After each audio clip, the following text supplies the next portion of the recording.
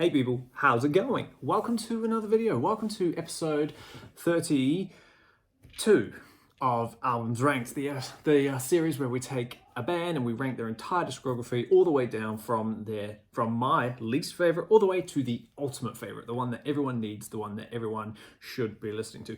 Today we're doing, in my opinion, the fourth band of the big American thrash big four. You got Metallica, Megadeth, Slayer, and Anthrax. So as you can see by the title, today we're doing Anthrax. I don't know why I decided to randomly do Anthrax. I probably saw someone rank them just for fun, and I was like, you know what?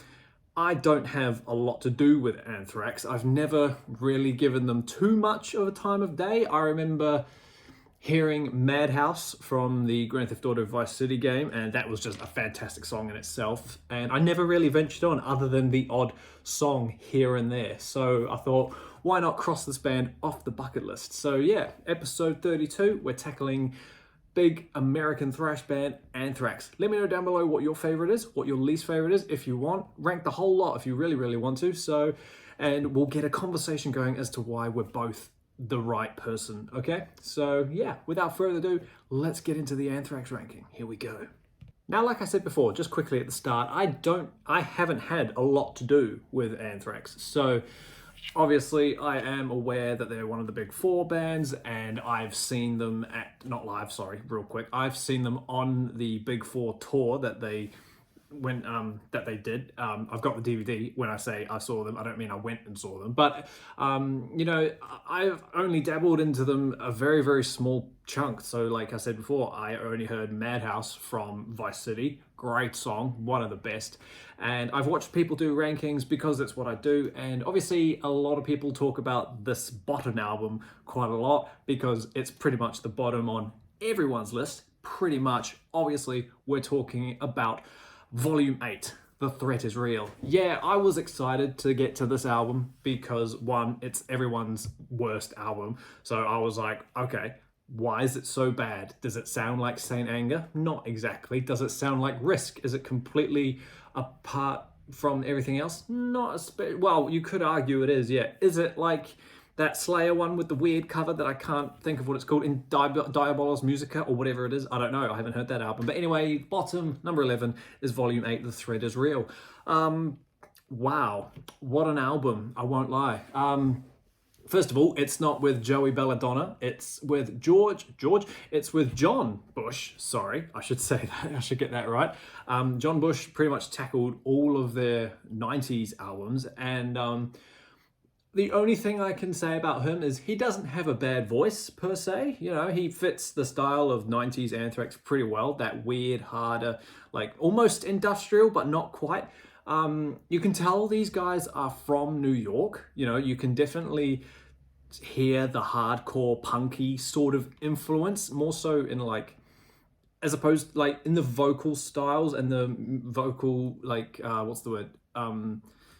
Arrangements. You know, there's sometimes when they do like call and response stuff, it sounds very, very punky and hardcore-ish. But yeah, John Bush sounds exactly like Matt Shadows from Avenged Sevenfold. So that's all I could hear when I was listening to these John Bush albums. I was like, wow, this is a pretty heavy Avenged Sevenfold album.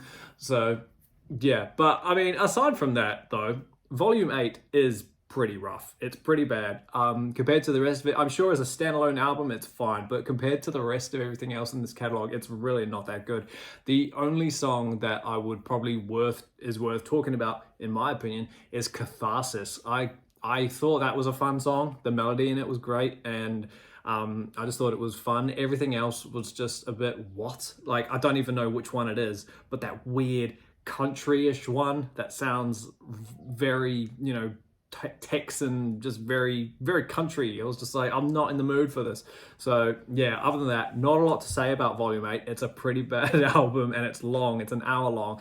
It was a mission to get through, but yeah, what more to say other than it's bottom tier, really. Volume 8, The Threat is Real. coming in at number 10, sorry, is another John Bush album, Matt Shadow's tribute album, and that is The Sound of White Noise.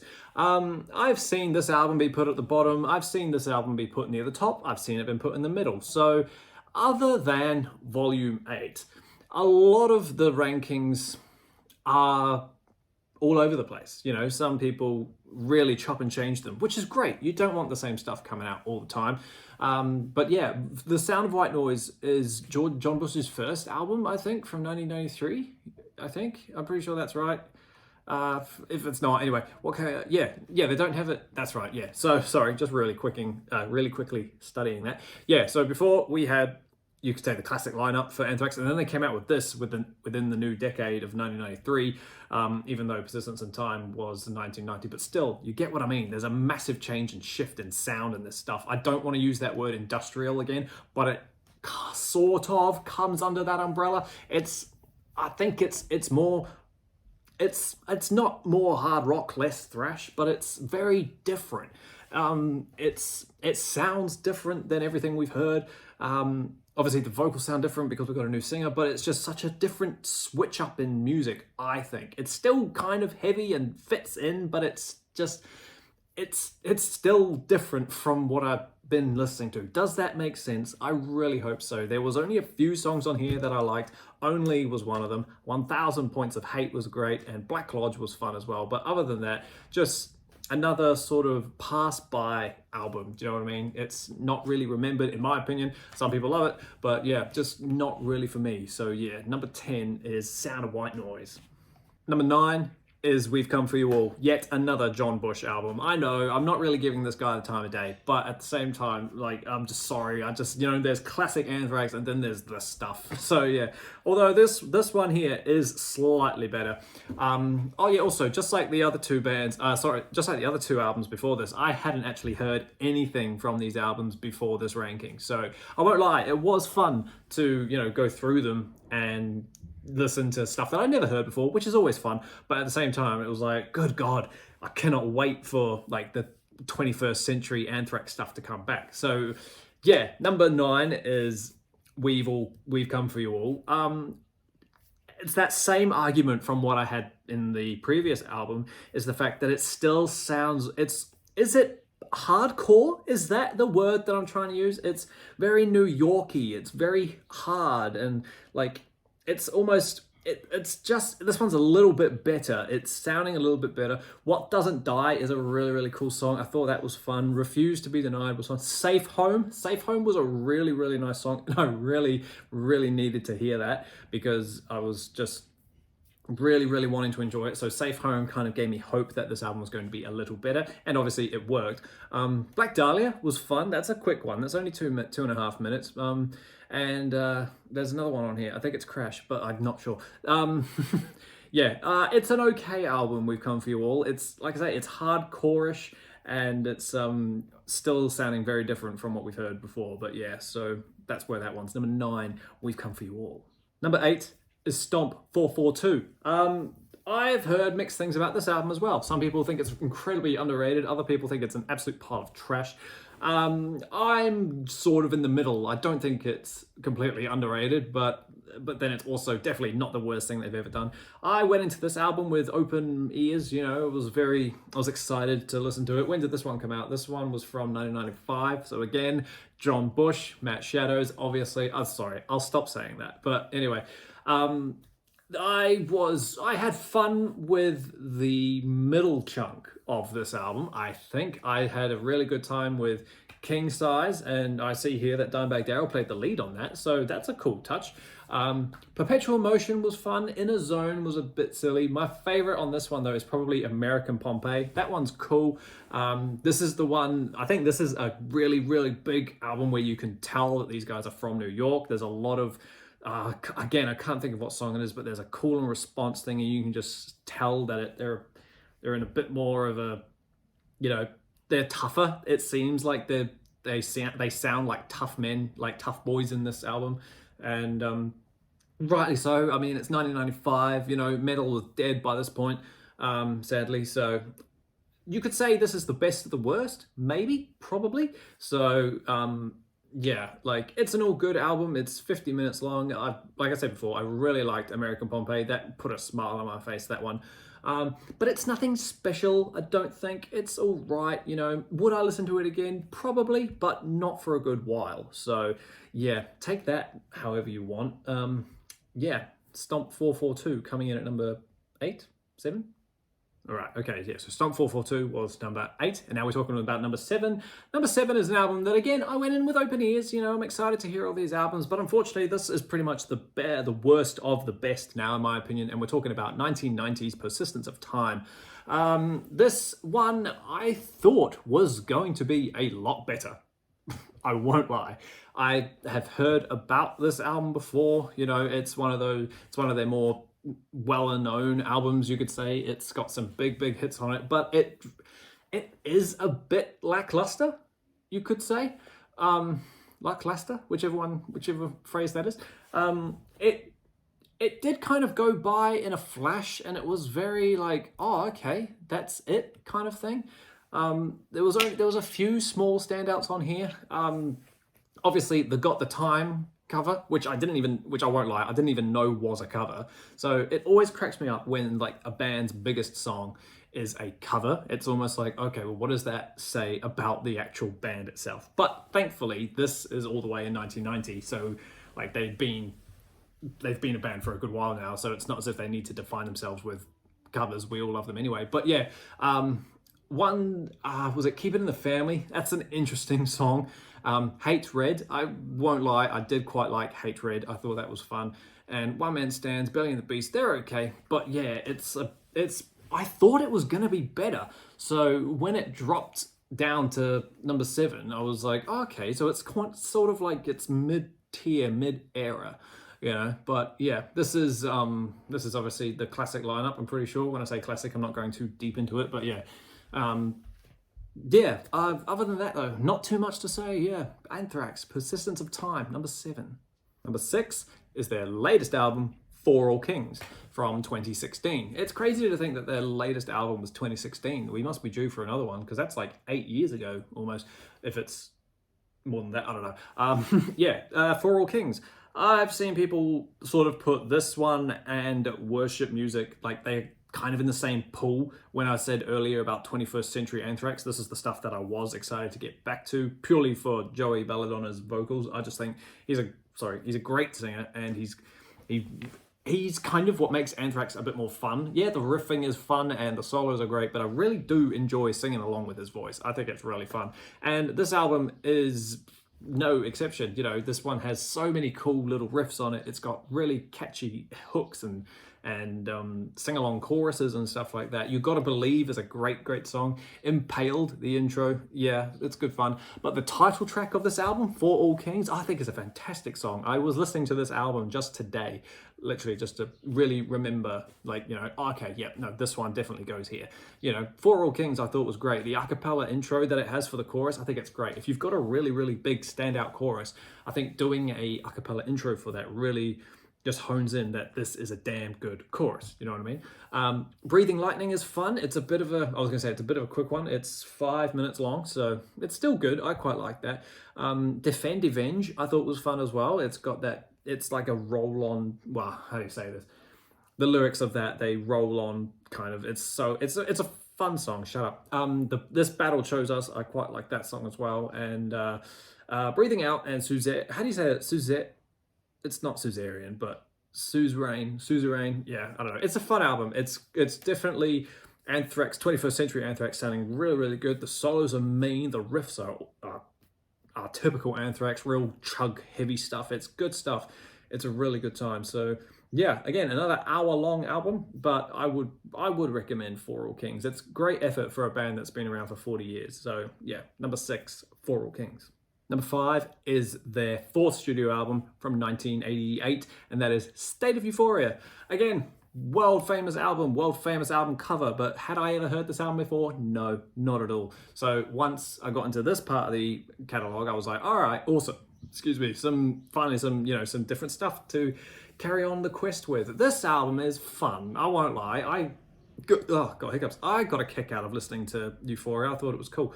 They're still, by this point in their career, they haven't changed too much. Like I say, this is album 4, so they've obviously established their sound. They know who they are, and you could say it's a good, well put together album. I reckon. Out of Sight, Out of Mind, I quite liked. Make Me Laugh, weirdly enough, made me kind of chuckle a bit because I was like, these lyrics are a bit funny. But yeah, I don't know if that was the goal. But anyway, Who Cares Wins, I thought was fun as well. Now It's Dark, I did quite like Now It's Dark because of the lyrical aspect of it. One thing that cracks me up about Anthrax is their lyrics can be quite vulgar, like not in terms of like topics or anything like that, but like the language that Anthrax use sometimes can be a bit over the top. Like, is it Now It's Dark, I think, where it's got that really, really aggressive chorus? Or not chorus, but that really aggressive section. Let me just find it real quick. Yeah, don't you and look at me. Like, they repeat that over and over and over again. And in a way, it got a bit overkill. But I mean, you know, someone had to say it, eh?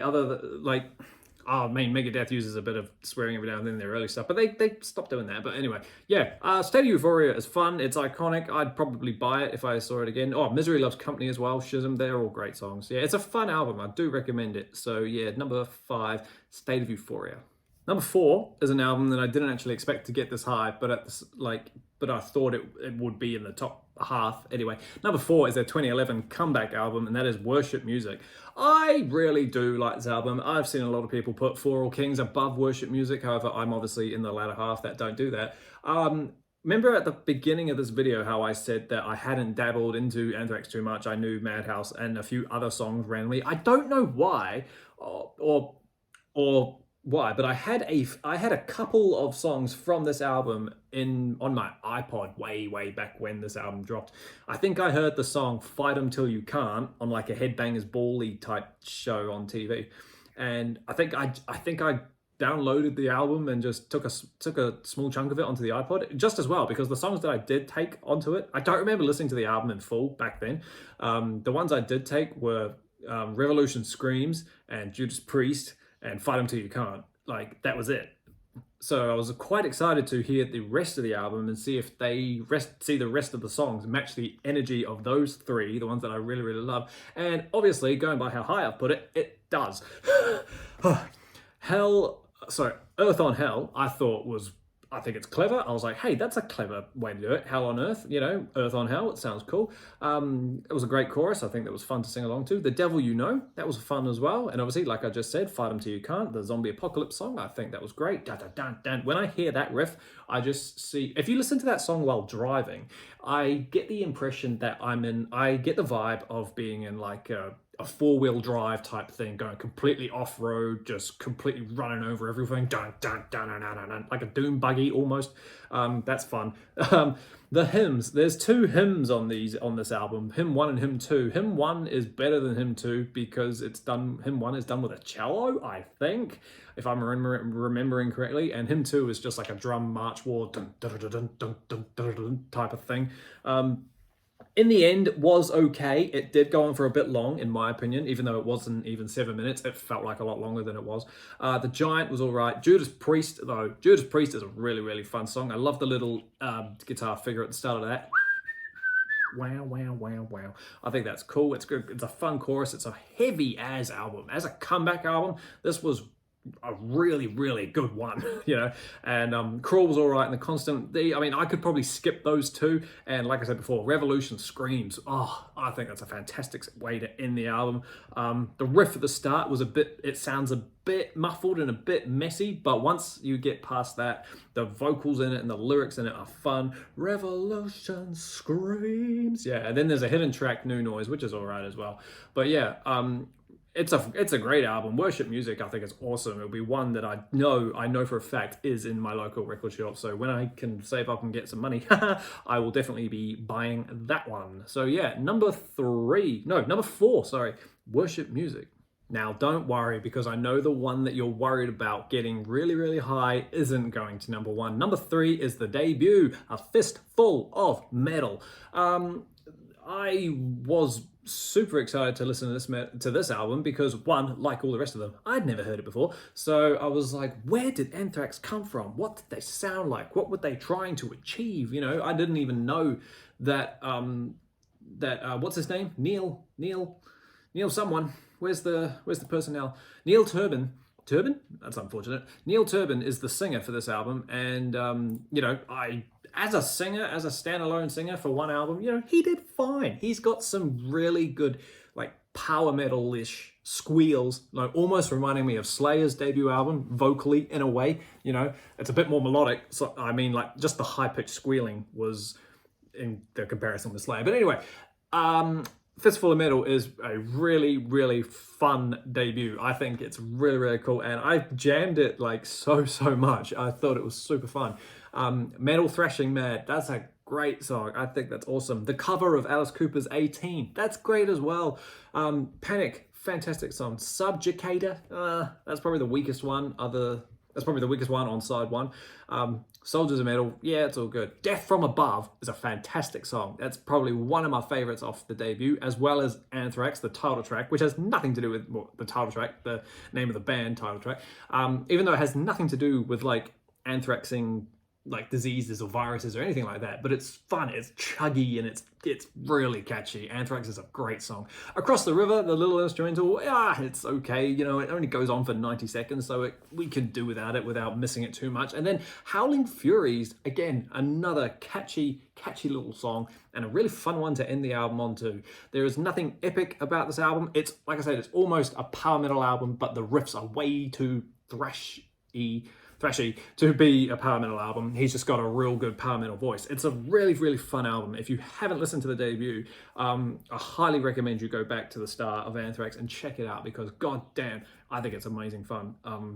Yeah, I really want to own this one day, so yeah, I've got to keep an eye out for that. But yeah, number 3, Fistful of Metal. That album cover as well. Yeah, it's a bit cheesy, but you've got to love you got to love the vulnerability of debut album covers. Do you know what I mean? This one wasn't supposed to look... there's a weird story behind this album cover. Like, when it was released, it came out pink instead of red. But anyway, that's another video. Yeah.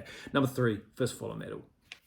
Now, these top 2, I won't lie, it was a bit of an argument. I could have probably coin tossed either of these to go either way, because they are both pretty damn amazing. Album 2 in their catalog and album 3 in their catalog, they are pure Anthrax standalone ones. But after listening to them back to back, you know, and over time, just really, really thrashing these ones, I'm gonna go with my gut and say that number 2 is Spreading the Disease from 1985. This album is absolutely phenomenal. Don't get me wrong. This album is just pure Anthrax. It's like pretty much the one that everybody goes to first if you're going to start listening to Anthrax, you know, unless you're like me and you just do everything in order. But if you're just listening to a standalone Anthrax album, it's probably this one. This one has the infamous Madhouse song, the one that I heard first. We probably all heard it first, to be honest. It's a Madhouse, or so they claim. So I was excited to hear what else was on Spreading the Disease. I was like, is everything else on this album as good as that song? Because if it is, wow, do I even need to do a ranking? Because it's obviously gonna be number 1. Yes and no. There are some fantastic songs on this little Spreading the Disease album. AIR is a really, really fun opener. Welcome to your nightmare. I was like, oh yeah, that is Anthrax to a T. And obviously this is Belladonna's first album as well. And he came in kicking the door down with his vocals. It was really good. Lone Justice, good song, great song. Stand or Fall, good stuff. Flip the Side though. Oh, sorry, The Enemy, Flip is good. Flip the Side, and then you get Aftershock, which is a really, really good song. Armed and Dangerous, which is another really, really good one. Medusa, I can get rid of. That one to me is a bit of, you know, to me that's the filler one. And then you get Gung Ho, which sounds like it would be the filler, but Gung Ho to me is much better than Medusa. And it's a fun little album closer as well. Gung Ho, you know, it's just, it's a thrash song of nothing to be taken seriously. This is a very quick album, substandard, 43 minutes, you know, it's gone just like that. It's really, really fun. Spreading the Disease is awesome. It's cult classic. It's banger after banger. It's so good. Yeah, obviously. Number 2 for me, Spreading the Disease. So that means, team, that number 1 for me is their third album from 1987, Among the Living. Now, I won't lie, like I've said to everyone before, I hadn't heard this album prior to this ranking. So I really couldn't believe what was going to come after Spreading the Disease, because I was so set on that one being number 1. However, Among the Living, just the title track in itself it blew me away. It's one of my favorite Anthrax songs now. It's such a heavy tone. It's a great chorus. It's a longish song. It's 5 minutes. You know, it's not a kick the door down, blast off your face opening song. It is and it isn't, but it's got a great chorus. The vocals in that are fantastic. The tone is just wow. It's fantastic. Caught in a Mosh. We'll know it. We'll love it. It's so good. Caught in a Mosh. What has he caught? Caught in a Mosh. You know, what has he caught? In a Mosh. Oh, that's a quicker one. I say it's quicker. It's still 5 minutes, but it's aggressive and it's much more in your face and packs more of a punch. I Am the Law. Good song. Really, really good song. Really, really fun. I really love that one. However, actually, I was going to say, okay, I'll divide it up, actually. My favorite song from side A has to be A Skeleton in the Closet. I think that's a fantastic song. When I heard that, I was like, whatever. This is the funnest little, catchiest track of Anthrax that I'd heard so far, you know, up until that point. I was like, this is a great album. I played that on over and over and over again. And then you get side B, Indians. Fantastic song. I actually did know that song prior to this ranking, thanks to Guitar Hero. Cry for the Indians. I think the vocals in Indians is great. The verses in that, I think they're amazing. One World is cool. Horror of It All, ADI, great. Imitation of Life. It's a fantastic side. It's a fantastic album. It deserves to be number 1. It should be everyone's number 1. Like I say, please go. If you're like me and you haven't heard anything other than Madhouse or maybe 1 or 2 songs, go jam Among the Living. You will not be disappointed. Yeah, it's easily number 1 for me. The greatest Anthrax album of all time. Number 1, Among the Living. Awesome as team. Good job. We did it. We got there. Like I said at the start, let me know down below what your favorite Anthrax album is. Is it Among the Living, like myself? Is it Volume 8? Is it The Sound of White Noise? Is it For All Kings? Let's get this conversation going. This ranking came out pretty quick. I've already got the idea of who to do next. Will it be Slayer, just to tick off all the big 4? Maybe at some point. Maybe it'll be someone else to do with Halloween, since it's still October. Who knows? Keep an eye out for it. But until that happens, everybody, thank you so much for watching, and I will see you all in the next video with another band to rank, and I cannot wait for it. So until that happens, everybody, stay inside, stay safe, listen to Anthrax, don't catch Anthrax, and I will see you all in the next video. See you later.